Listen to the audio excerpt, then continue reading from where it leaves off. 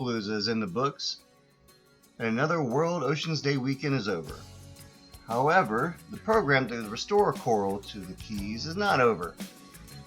Go to Coral Restoration Foundation's website and check out how you can give back.